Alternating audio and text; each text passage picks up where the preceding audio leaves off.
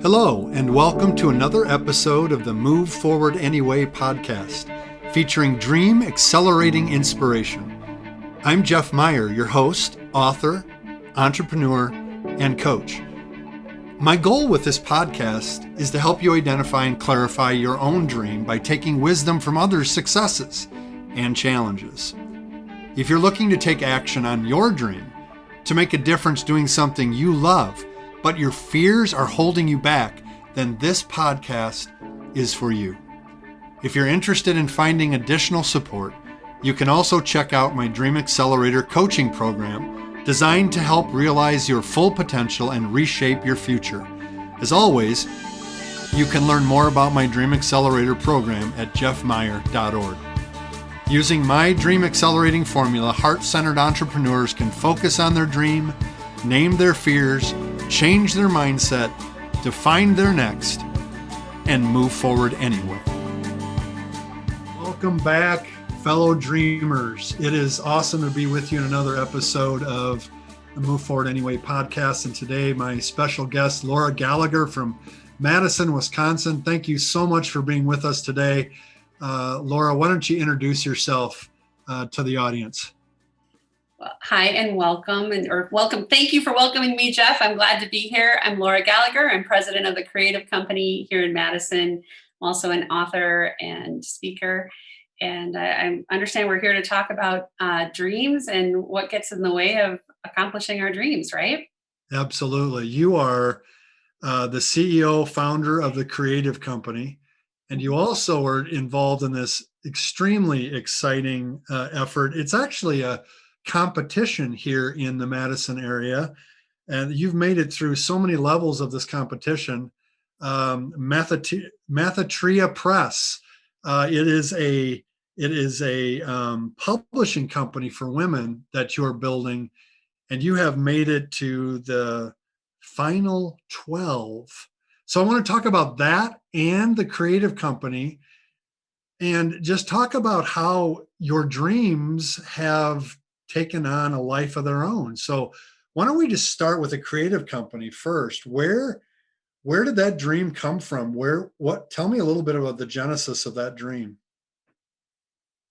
So I started the company in 1989 when I was a senior in college. Wow. Yeah. I was a business marketing and management major. I loved public relations. I'd read the book, which I highly recommend for anyone who has questions about what they want to do next. And this is for any age or any stage of your life. But I read the book, What Color is Your Parachute by Richard Bolles, Bolles. And I know he has an online program as well that you can take now.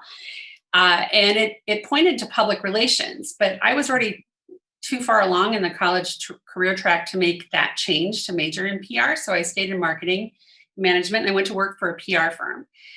First, I volunteered for the Madison Children's Museum for a year, and I worked for free and did public relations for them, which is one of the ways that you can find out if you've got the chops to do something. Go and volunteer for a nonprofit. If they need your help, and it's a great way to learn and gain some experience. So I started the company in 1989 when very few people were starting companies. As you probably know, Jeff, many people don't make it even through their first year. It's many years later, over 3 decades later, and we're still here. Gone through, a Gulf War, a couple of recessions, a pandemic, and it's that kind of tenacity. It's about grit, and it's about surrounding yourself with the right people who will help you to move your ideas forward and who have already done it. If there's one thing that I could say has made the difference all the difference in the world, is that I was always trying to be around the smartest people in the room. I was smart too, but I was intentional about who I surrounded myself with. So in 1980, when I started the company, I'd worked for a female founder, and she had just a couple of people who worked for her in public relations. That really helped. Having a mentor that's doing what you want to do. I mean, these are times where people were still being school teachers and secretaries and nurses. I didn't know any women in business personally up until that point. And then I meet this female founder. And she had actually started her company 25 years earlier. Wow. Yeah. What's 19, fascinating is how, 1964. yes, what's fascinating is that a woman could not get a business loan without a man's signature until 1988. Really? Yes. And then a law was passed. It's like, I don't even remember the name of the law, but it's a law was passed saying that that could happen. Now they were getting business loans, but it wasn't until the year before I started my company that legally they could get one without a man's signature.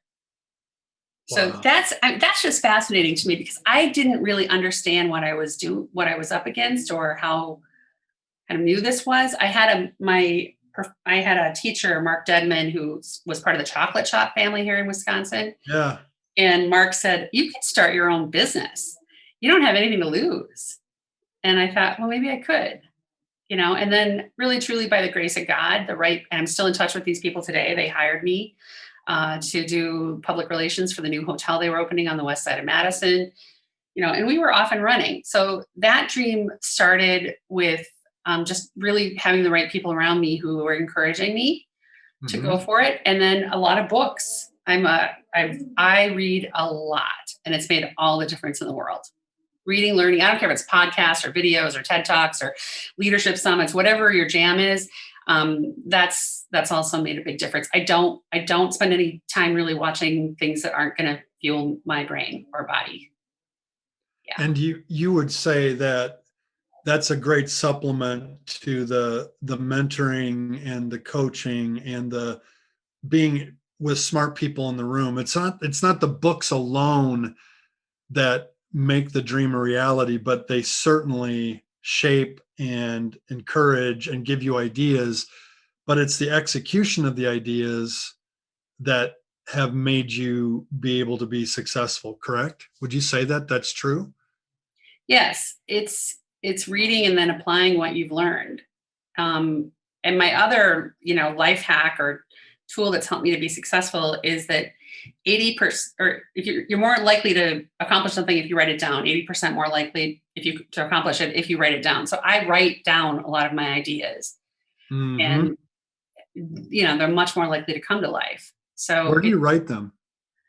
I actually, this is so basic, Jeff, but I mean, no, but it's so important. It's so important. I just buy these basic, folders from Amazon. This one's half full. Yeah. And you can do this for 99 cents, folks. It doesn't have to be rocket science.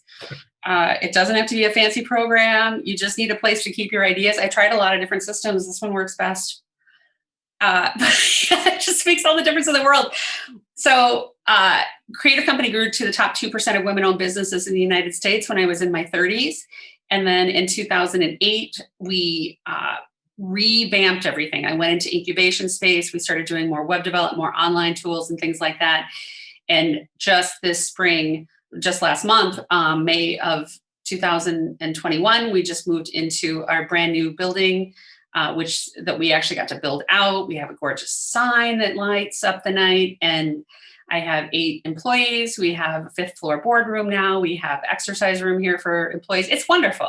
And it is, a creative company, an integrated marketing communications firm. We help brands tell their stories across all the different channels. We build websites here. We do photography and video here.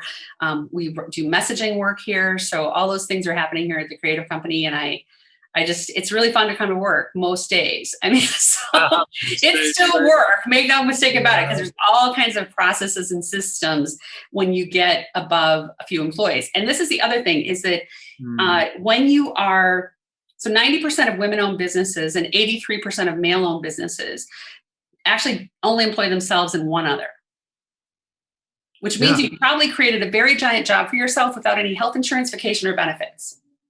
Right. And this is the trend. 80% of the companies in America right now are small businesses and employ 20 or fewer people. But if you don't go through that uncomfortable stage of developing systems and processes so that staff can come on board, feel safe, and also do the work, you aren't going to create something that's scalable ever. Right. Because it's dependent on the owner. And that's going to tie you up so that you can't grow. And it's a lot of pressure in that. So that's one of my stretching things over the last few years is figuring out how to do that. When you started in 1989, how many years did you work just on on your own? None. I hired my friends from college for $6 an hour. I just hired people right from the start.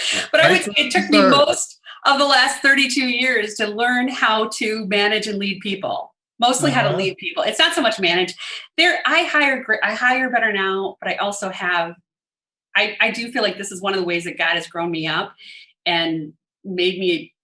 I wasn't ready until now to have the growth that we're experiencing now, if that makes sense. As a leader, I had so much to learn. I had so many things I had to unlearn. Yes. It's been interesting. I want to be a multiplier and not a diminisher, but there's a lot of things from our culture or from, just things that we learned if we didn't have good teachers along the way about how to lead people. And and when it's your own business, there's a sense of control that you don't want to lose. And yet, I've had to work really hard at figuring that out, actually. What are some of the things that you've had to unlearn? Let's see. You mentioned control. Yeah. I'm sure the more people you add to your team, even designing your space, there's probably a lot of control that you exercise there, but you have 8 other employees that also had some thoughts and feelings about that space. And my art director actually has a background in environmental design and has her bachelor's degree in that. And so she told me from the very beginning, which was almost 2 years ago, she said, I want to design your space or design our space. And I said, okay. That sounds good, because I actually really wanted to run the company, and the design of the space thing wasn't that important to me. But I've just learned that you've got to, it's like, what is it? What are the words? Trust but verify. So I had high trust in her. And I think that's the key. You don't just turn over the keys to your business, your life, your finances, and so on, unless you have high trust. And that trust has to be earned. So I have 3 newer people on the team here at Creative Company, 2 since the beginning of the year that I had not worked with previously. And we actually just ran through an exercise. So I gave them that is just internal, that I've spent $10,000 on so far. And it's a downloaded chapter from the book, Making a Difference, that I was just a contributing author to.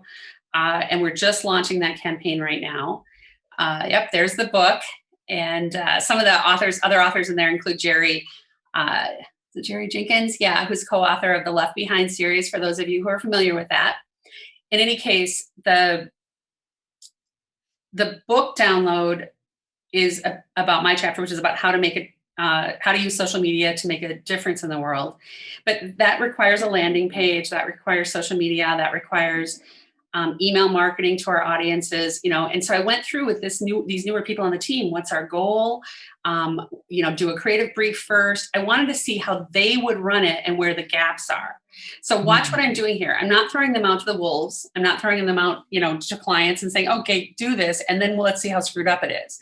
So because it could be. Right. Yeah. Even though everyone here is experienced, we have our own way of doing things here. Yep. And, you aren't going to put a mechanic underneath a car and be like, well, I hope the wheels stay on and the engine doesn't fall out while they're heading down the road. Right. So those are the kinds of mistakes that I made in the early years, Jeff. You just threw people out there because you're a natural trusting person. I am. And they had all the, they've got this experience, so they should know how to do it here. No, not necessarily. That's right. And that's the way painful. You want them to do it. Yeah. Or the way it needs to be done based on our culture. It's not even, because that makes it, if it's just the way I want to do it, it's the brand promise that we make. Yeah. And it's about excellence. It's about, just making people know that they made, or helping people to feel confident that they made the best possible decision when they hired us. That's awesome. So practice. This journey of building something, doing something you love that helps others, and that's certainly what you do with the Creative Company, is to get people's brand out there, to get their message out into the world in a way that connects with people. Certainly, as you've built that, there have been moments where you have been hesitant, you've been afraid, you're shaking in your boots. Can you share a couple times in this journey since 1989 when you were just like, oh my, what am I doing? What am I getting myself into? Can I pull this off? Have you had any of those moments along the way? Always, sure. Yeah. But well, not always, but like almost 2 years ago, my landlord came to me and he said, Laura, tomorrow morning, you're going to read in the paper that your building's being torn down. Don't worry about it. It's going to be fine. I'll take care. Like, we're going to figure it out. I don't exactly know how we're going to figure it out yet, but just don't worry about it. No, what do you think? Do you think I was a little worried about it? Yeah, when someone tells me to not worry about something, the first inclination is to worry about it. Yeah. So, and I had lost my mom 6 months earlier, and it was just kind of a year of like, what next? But I, you just can't. Somebody said you must be present to win. I just kept showing up every day and thinking about the problem, working on the problem, talking to Gary, my landlord, and within a few months, he said, I've got a place for you here. So you don't have to find somewhere else unless you want to find somewhere else, but I'm going to build this building and I'm going to make sure there's a place for you here. And I really thought, that's great. Put me in the back of the building. I don't need, this amazing space at all. I just need a place to work. I really care about the work, not fancy. I just want to be able to do the work. I mean, we were above a gas station, Jeff. It was cool up there, but we were in a 2-story brick building above a gas station. So if you wanted the Slim Jim, you could run downstairs and get it. So it was convenient. But it wasn't like that sort of thing, Yeah, but it wasn't here. You've seen it now, and I encourage people. We're right on West Washington Avenue, 6 blocks from the state capitol. Absolute stuff of dreams. Gorgeous. It's gorgeous. Yeah. Wouldn't have ever dreamed of that in 1989. No. Probably not even 2019, No, I was. And that's the point, right? Like in 2019, my mom had died. She was my best friend.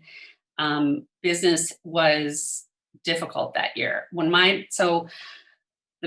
Leading up to this, and this is important for people to know, I did some really hard things. I went back to school. I became an ambassador for North America for the Women's Entrepreneurship Day movement at the United Nations.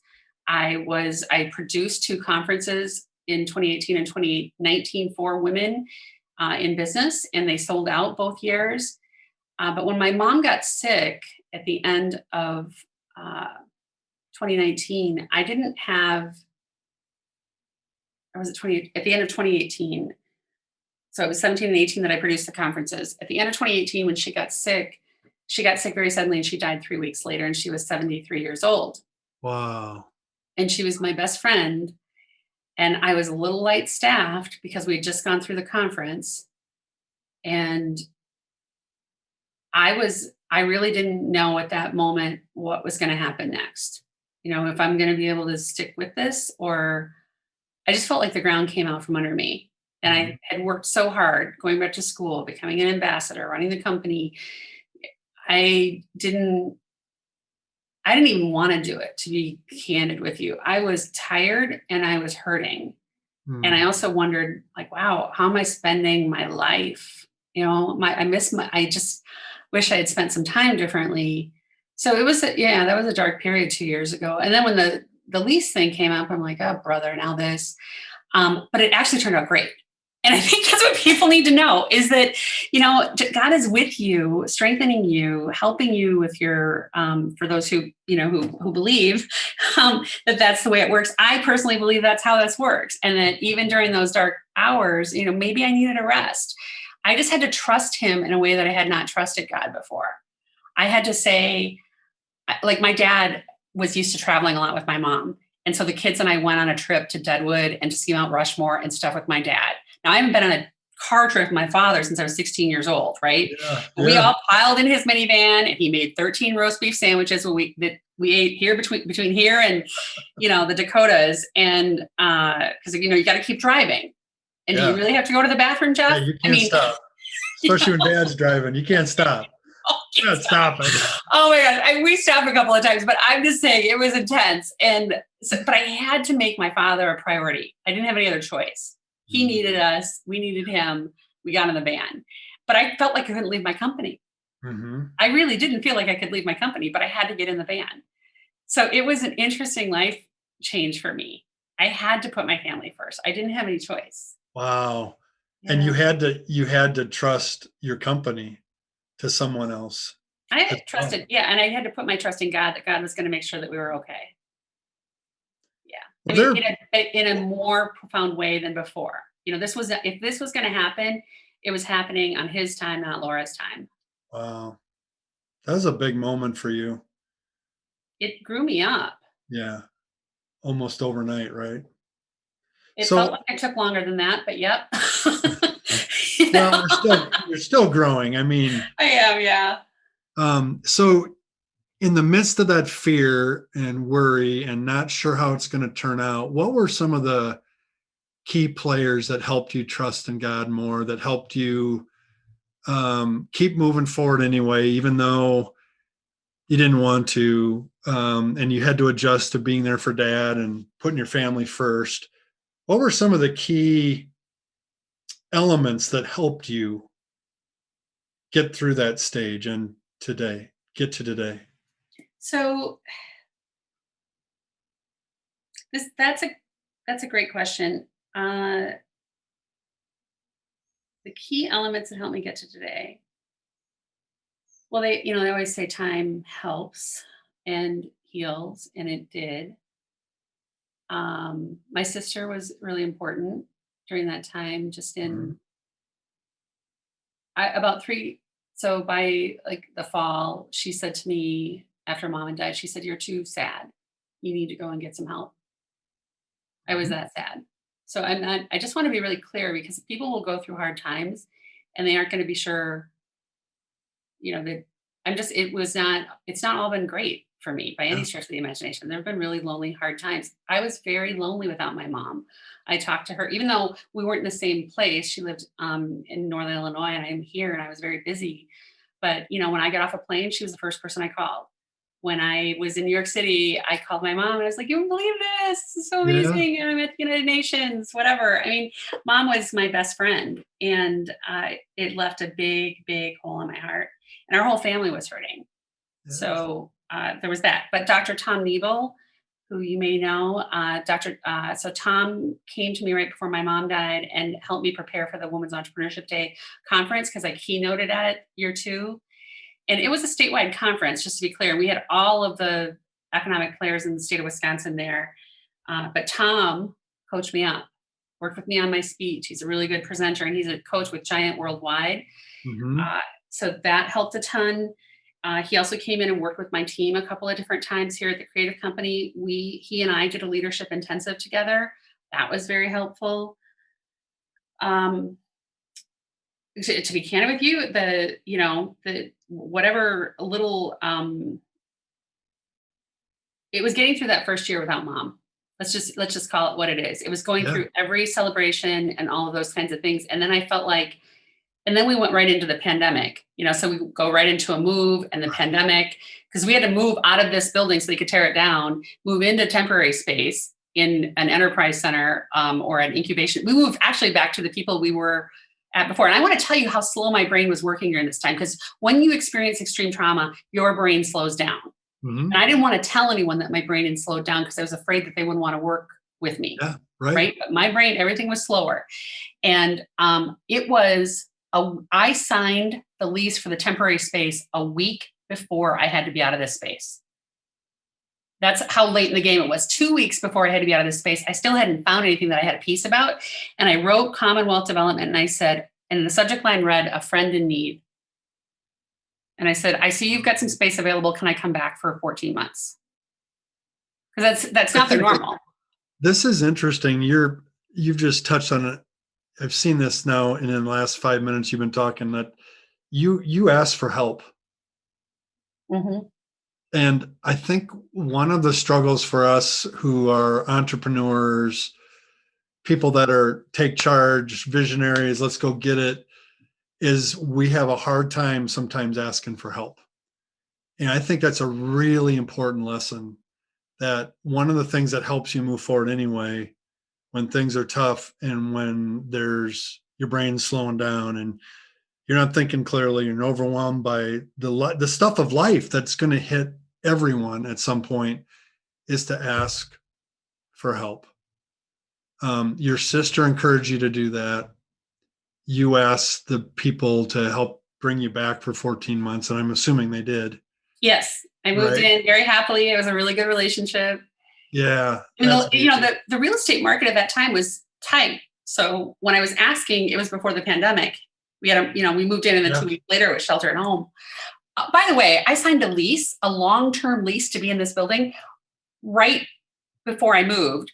So I was, and then you go into a pandemic and you don't have any new business closed for 60 or 70 days. I thought, what did I just agree to? Oh my God. Yeah. Right. But it turned out.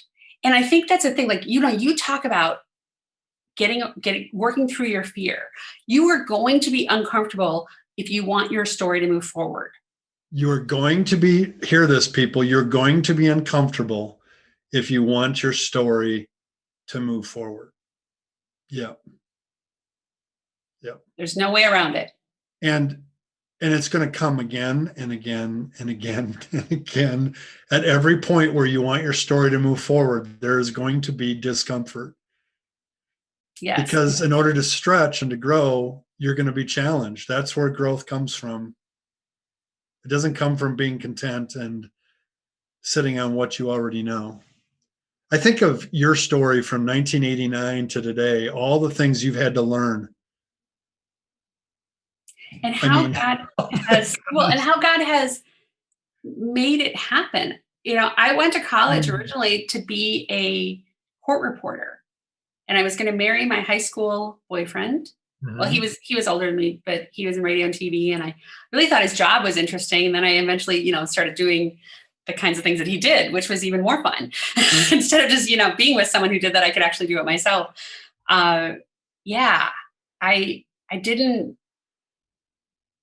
I don't know. I've just always been a learner. And I think that's what I'd recommend for your audience too. The more we learn, the more we surround ourselves with smart people, it'll change your life too. It's really good. Well, I know what I was going to say. So we started at the beginning of the hour talking about Mathatria Press and the governor's business plan competition. So it's not a Madison competition. It is a statewide competition. And they've given over, they've given away $3 or $4 million worth of prizes and things since they started the competition. 250 people were in the initial, made it through the initial application phase. And, now we're down to the diligent dozen. But that story, the publishing company story, is more like a halo or maybe next gen for creative company, in that it really is about the story of, like, I can see how God has put together all of these pieces along the way, mm-hmm. so that this is where, when I look back now, I'm like, oh my gosh, all of these things I was doing might just be to launch this thing. So that, because I love books more than you can, I just love books. I love reading them. I love writing them. I love books that aren't even very good, but they're real. So like my great uncle Leo, the pastor in this little tiny town, came over and with his niece or granddaughter and wrote down all of these stories that my uncle Leo was always, telling people about. Right. Mm-hmm. And they're things like about the coon supper over in Gratiot, and how they had, X amount of coons over there, but he didn't go over and eat because he thought, those coons, who knows how long they've been laying around for. Oh. And then people who went over to the coon dinner, they all got sick. They were sick for 3 weeks. It's stories like that, though, that it doesn't matter. It doesn't have to be well written. It doesn't have to be beautiful. It's your story, and it's a piece of family history. Right now, he's been gone for a few years. This is my grandpa's brother. And it gives me a glimpse into what my grandpa's life was like, which led to my mother, which led to me. And I just want people who want to be able to do that, to have the system and to have people around them who will help them to get to their destination, because 81% of Americans want to write a book. Yeah. The e-publishing business and the publishing business itself has been turned on its head. You can publish your own book right now. However, most people are going to be frustrated because they don't understand the ecosystem, and they don't know how to get it to ship. And even if they do know how to ship it, get it all the way to that point, the average independent author self-published author only sells 250 copies. Yep. I sold 1,000. I don't think that and I wasn't pushing that hard. You kind of push the first year, but you're running a company and going back to school and doing other things. So I felt like that was pretty successful. But at the same time, we have the systems and processes are in place to help leverage that, but not all in one place. And so that's what Mathatria Press is about. Yeah. So that's great. So when we start dreams, when we pursue entrepreneurial ventures, there's usually a problem we're trying to solve. Yes. There's usually a gap in the system somewhere that we know we have an answer to. So just tell us in summary, what is the problem that Mathatria Press is solving?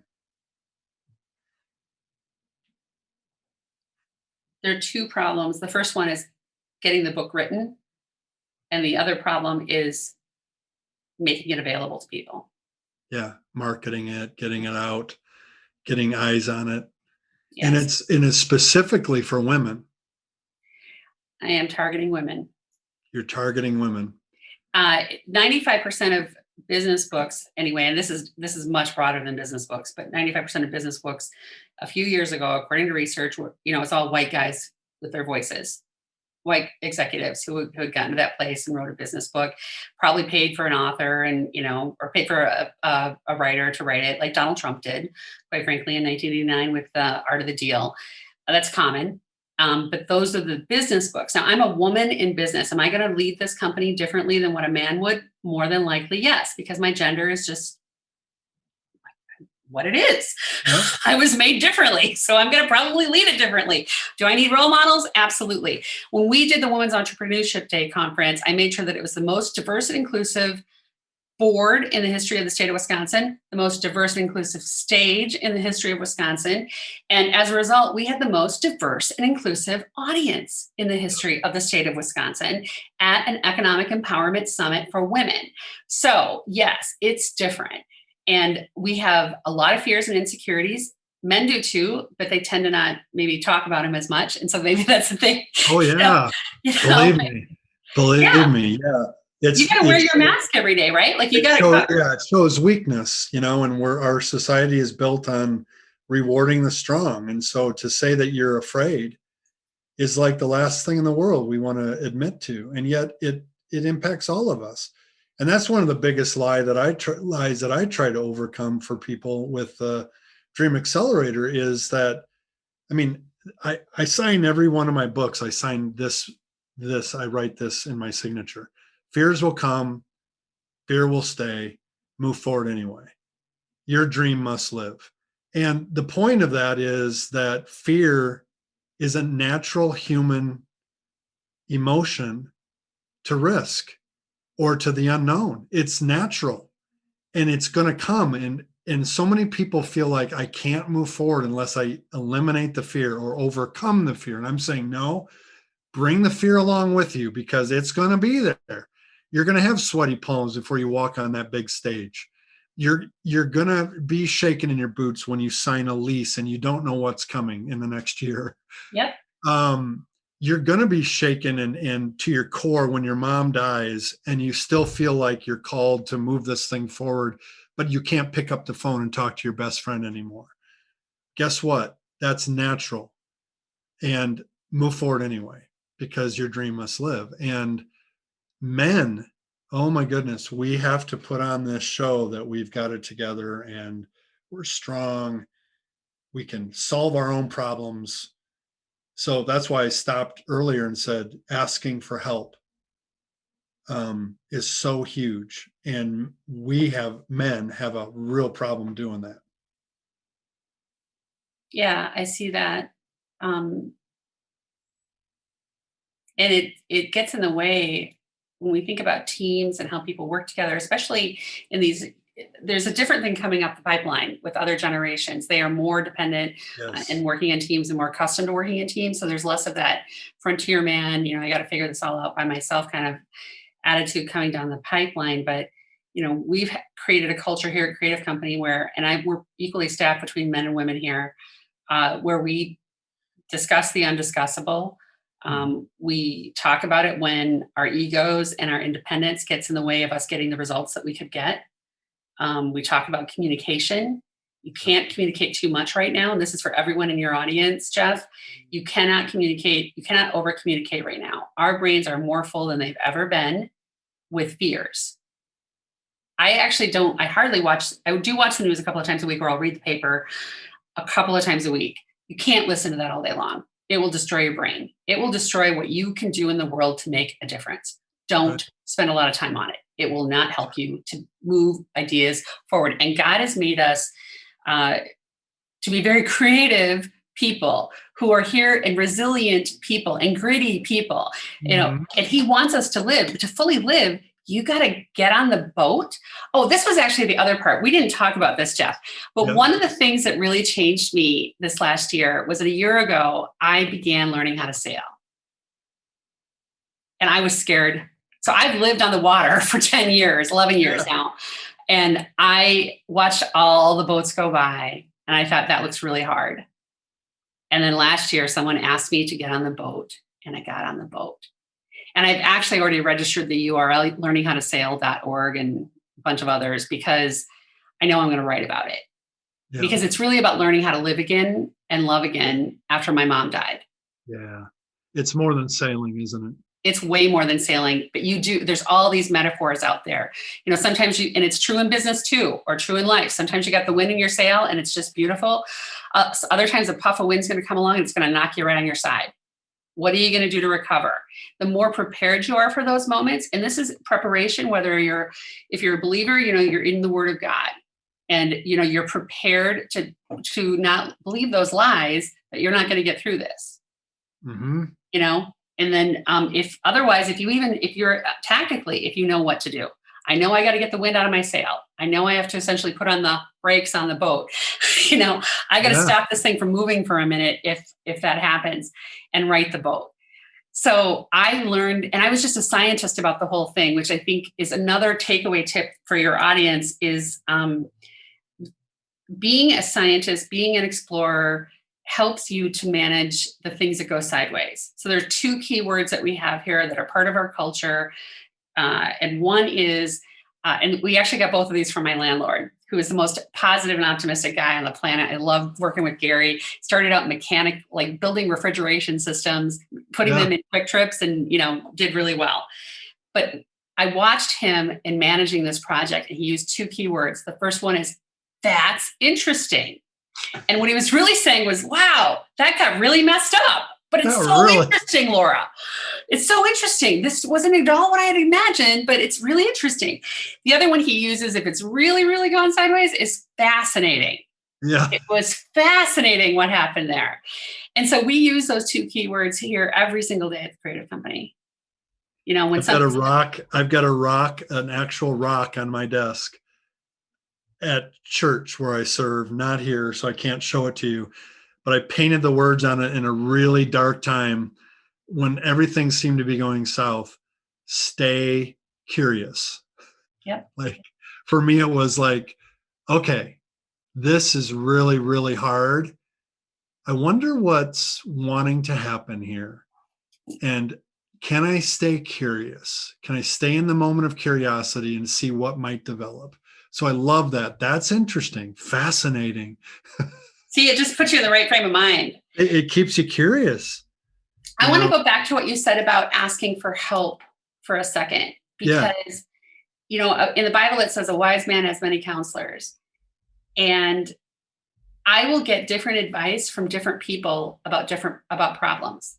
I will get 2 or 3 people on the phone now in my later years, right?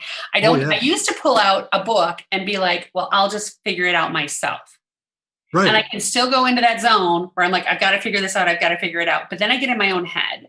I've also, I did go through some entrepreneurship programs in the last couple of years that have taught me what to do. You write down the problem on one piece of paper, on one side of the paper, and then you start thinking about ways that you can turn this around.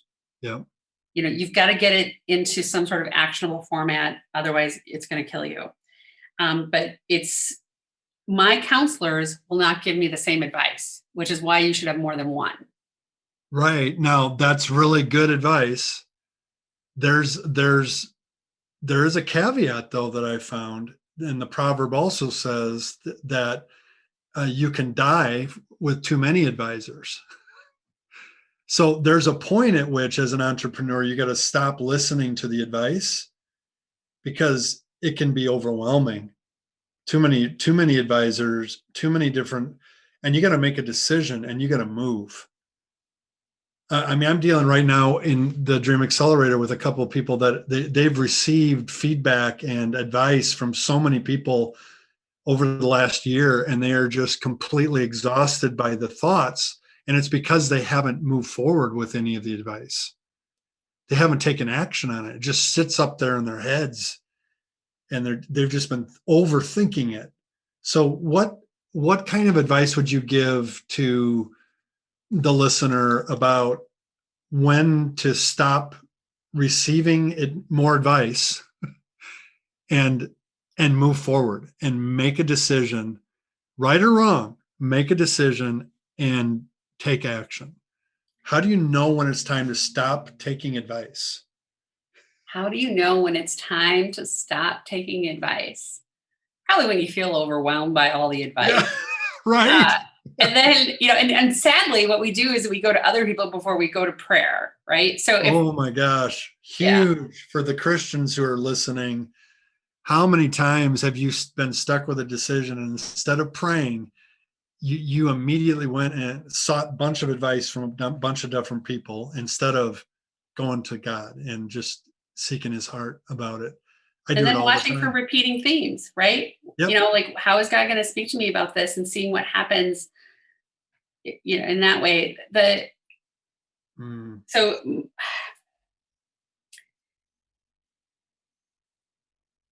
I know that when I get overwhelmed, there's a couple of things that could be happening. One is that I may not be speaking to the right people. So, for example, for the governor's business plan competition, I pitch next week, and Craig on my team, who's an engineer and a web developer, he's been with me for a long time.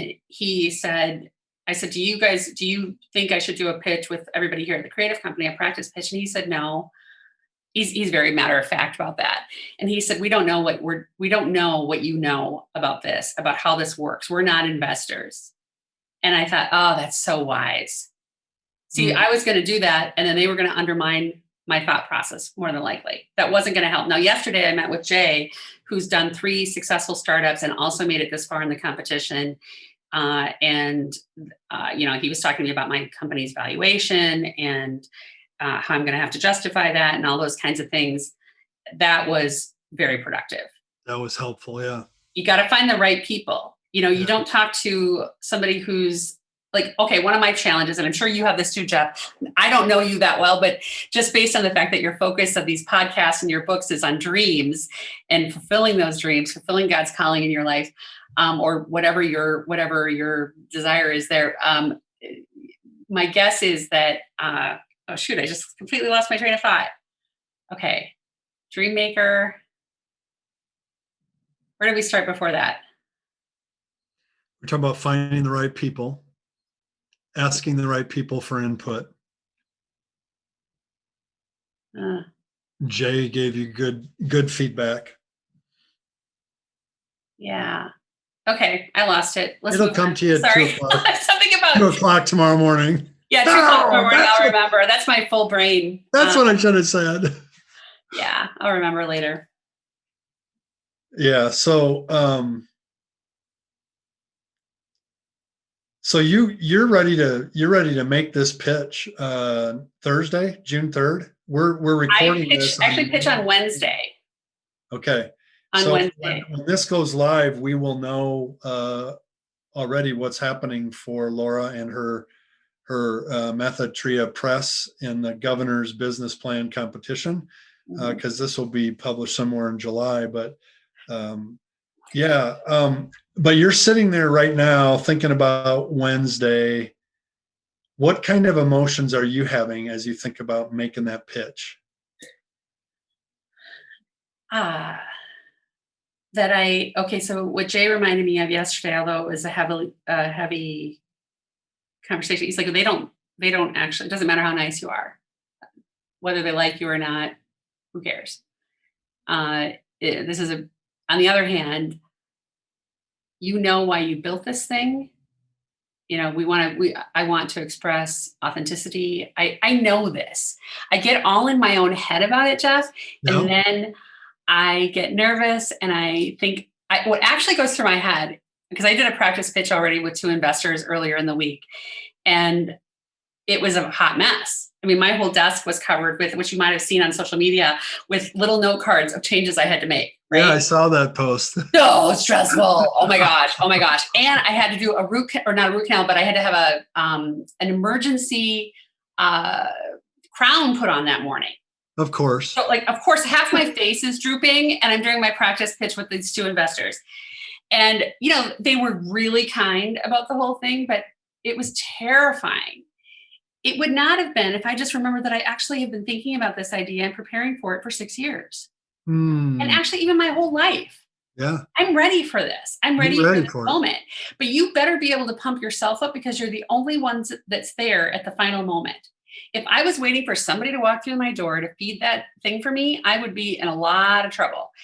I have to be my own best friend. So how do you do that? How do I do that? I talk to Tactically. myself the way that my best friend would talk to me. Like I'm nice to myself, and I remind myself, Laura, you got this. Yeah. I also have, you should see my personal bathroom wall.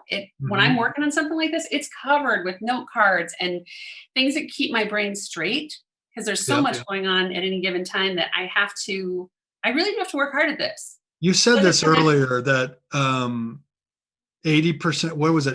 80% happens only if we write it down. I think that was so here's a clue, you guys. Get out of your head. Laura's been talking about being in her head about this. She's nervous about this pitch. She's feeling a little bit of fear, right? So she writes things down and she posts them on the wall of what her best friend would say to her, what her mom would say to her, and she has to see it externally outside of her mind to be able to capture it and utilize it to help pump her up to be able to present what she knows she is able to present. So write the thoughts down, put them in your eyesight.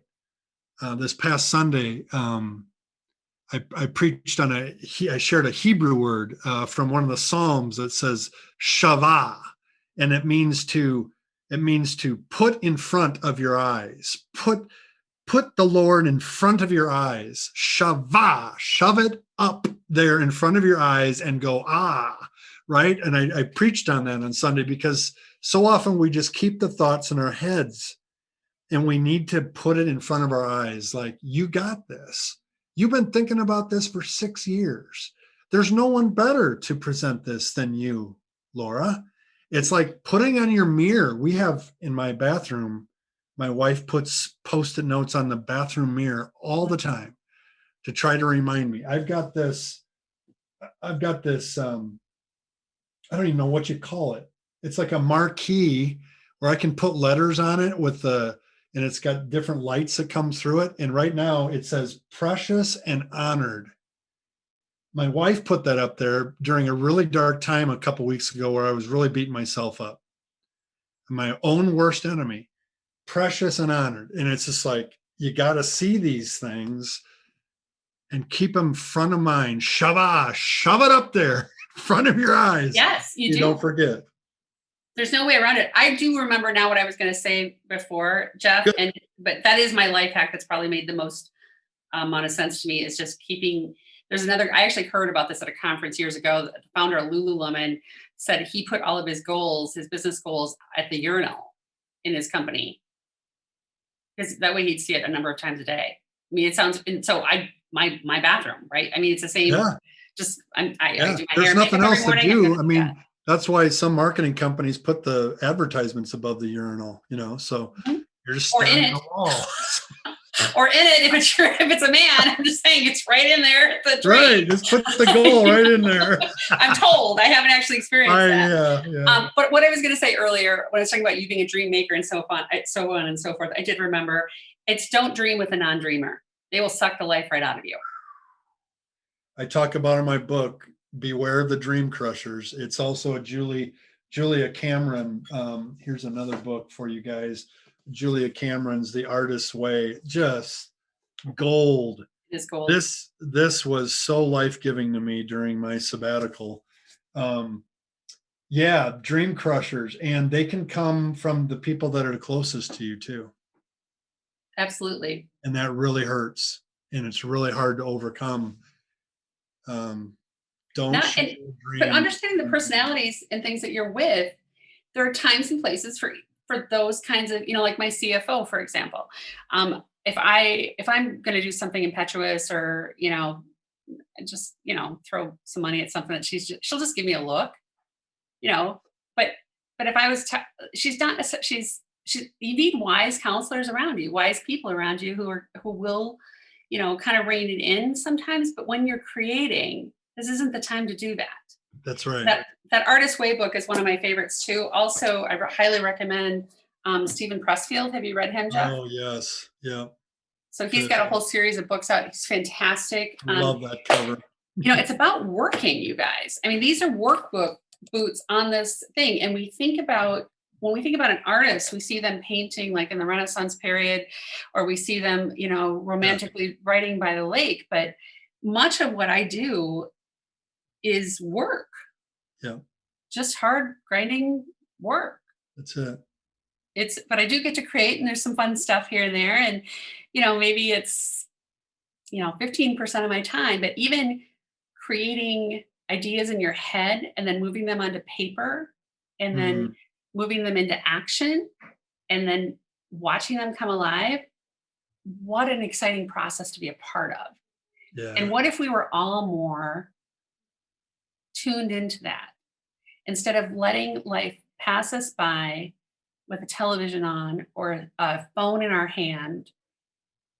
Yeah. It's not an exciting way to live, and it's depressing. Yeah. Because it's it's stealing from us what we were originally designed to do and to be co-creators with the creator. And when people get to sense that and realize that and then unlock that for the first time in their lives, it's just so enjoyable to watch that happen. That's why I love doing what I'm doing. I think that's why you love doing what you're doing. I think of all the women that are going to publish their story because of Mathatria Press is just incredible. I think of all the people you've blessed through the creative company through the years, helping them clarify their message and get it out into the world and cut through the noise so that they can get their message and their voice heard. Man, blessings to you and kudos to you for the work you're doing. I'm proud of you and honored to know you. I can't wait to see the new space. Please invite me and look to celebrate that with you. It has been such a joy to talk to you today. I could spend the rest of the afternoon talking. Thank you for that. Thank you for investing the time in our audience. And there's 2 books here that I would promote: the Making a Difference and the number 180 and 120, Recharge Your Business in 120 Days. It's hashtag 180 and 120, and that hashtag is actually legally trademarked. Hashtag 180 and 120. I missed that. I'm so sorry. That's terrible. No, that's okay. It's 180, 180 and 120 is like doing a 180 in 120, which is really about changing things around. Yeah. And it's an honest book. It's about how I lost $1 million and why I want to be a cowboy and all these small business stories at year 25. So yeah. Great. Fun stuff. Both available on Amazon, I'm assuming. Mm-hmm. Awesome. Yeah. And we'll have links to that in the show notes. Laura, how can people get in touch with you or find out more about what you're doing? Where would you like them to go? So it's Laura Gallagher in Madison, Wisconsin. You can find me at lauragallagher.us. You can find Creative Company at thecreativecompany.com. And you can find me on LinkedIn. You can find me on West Washington Avenue. So awesome. At 622 in the brand new West Washington place, which is where the old Hotel Washington was, for those who have more history in Madison. Yeah. Yeah, that's great. Now you're going to be creating new history in Madison using that same space. Congratulations. Yes. Thank you, Jeff. On all your endeavors, and may you make it to the final winner in the Diligent Dozen. If not, I know that you will continue moving forward anyway with that dream, and we're going to see some authors having their stuff seen and read because having their dreams come true. That's right. Absolutely. What it's and all creating about. community around them so that they can tell their stories. It's important. Beautiful. Our stories matter. Beautiful. Well, thank you so much. Enjoy the rest of your day. Have an awesome weekend, and thanks for joining us. Thank you, Jeff. You too. Hey, fellow dreamer. I hope you enjoyed today's episode. Head over to my website, jeffmeyer.org, for all of the show notes and links. And when you're ready to move from overthinking about your dream to actually taking action on it, consider joining the Dream Accelerator community. Our clients are getting crystal clear on their dream with our Dream Generator Vivid Description 5-step process. They're discovering the truth about fear and how to use it as fuel to take courageous steps in the right direction. And most importantly, they are walking a clear path forward because they have made an investment in themselves to confidently realize their dreams. The results are so inspiring. Having coaching and companions on the dream journey is crucial. Remember, fear will come, fear will stay. Move forward anyway.